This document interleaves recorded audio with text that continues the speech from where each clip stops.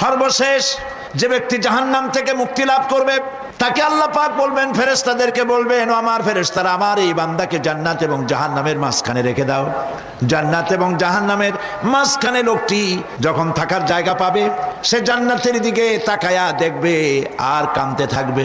আল্লাহ পাক জিজ্ঞেস করবেন, বান্দারে, যুগের পর যুগ ধরে জাহান্নামে কেঁদেছো, আমি রব্বুল আলামিন জাহান্নাম মাফ করে দিয়া জান্নাত জাহান্নামের মাঝখানে রেখে দিয়েছি, আযাব থেকে তো বেঁচে গেছো, এখন কান্দো কেন?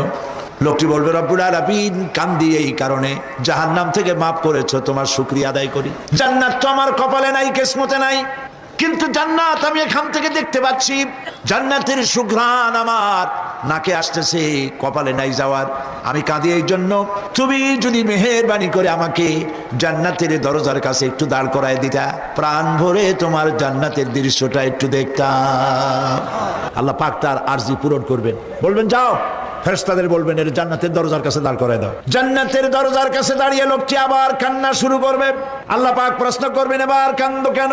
লোকটি বলবে, রব্বুল আলামিন কান্দি এই কারণে, জান্নাতের এই দরজায় দাঁড়াইয়া জান্নাতের অফুরন্ত নেয়ামত কিছুই ভালো করে দেখা যায় না, শুধু অল্প জায়গা দেখি। যদি তুমি আমারে দয়া করে জান্নাতের মাঝখানে দাঁড় করায় দিতা, চতুর্দিকে তাকায়া তাকায়া দেখা কলিজারে ঠান্ডা বানাইতাম। তবে আমি ওয়াদা করি, জান্নাতের কোনো নাজ নেয়ামত, কোনো ফল আমি খাবো না, ধরবো না, সইব না। একটুখানি মেহেরবানি করে মাঝখানে দাঁড় করাইয়া দাও, জান্নারে ঠান্ডা করি। আল্লাহ রব্বুল আলামিন ফেরেশতাদের বলবেন, আমার এই বান্দারে জান্নাতের মাঝখানে দাঁড় করাইয়া দে।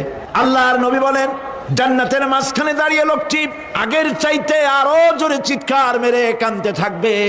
আল্লাহ পাক বলবেন, বান্দারে কি হলো তোর? দরজার কাছে আসতে চাইছিলে, আইনা দিলাম।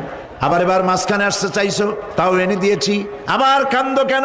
লোকটি বলবে, রব্বুল আলামিন এবার কান্দি এই জন্যে, তুমি যখন দয়া করে একটিবার জান্নাতের মাঝখানে এনে আমাকে দাঁড় করায় দিয়েছো, তুমি রহমান রহিম গফুরুর রহিম, এই জান্নাত থেকে আবার আর বাইর করে দিও না। আল্লাহ রব্বুল আলামিন বলবেন, ও আমার বান্দারে, আমার এই জান্নাত তোর খুব পছন্দ হয়েছে নাকি? লোকটি বলবে, রব্বুল আলামিন কলিজা ঠান্ডা হয়ে গেছে, ভাবতেও পারি নাই জান্নাত এত সুন্দর। আল্লাহ পাক বলবেন, বান্দারে, এরকম একটি নয়, দুইটা নয়, তোর জন্য আমি 10টা জান্নাতে এরকম রিজার্ভ করে রাখছি। জান্নাতীদেরকে রিসিপশন দেওয়া হবে।